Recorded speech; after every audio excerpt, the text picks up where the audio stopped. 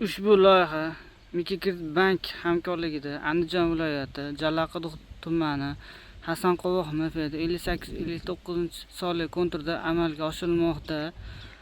Bu yerda piyoz ekin ekilgan bo'lib, maydon hajmi 10 gektarni tashkil qiladi. Uzunligi 200 metr, bo'yiga esa 50 metrni tashkil qiladi.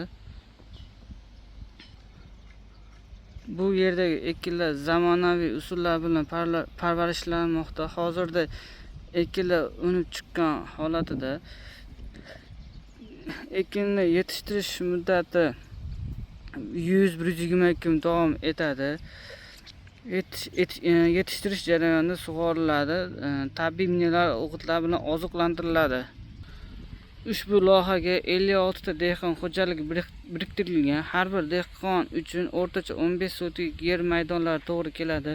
Loyihani samarali amalga oshirish uchun lider tadbirkor qilib, Imkon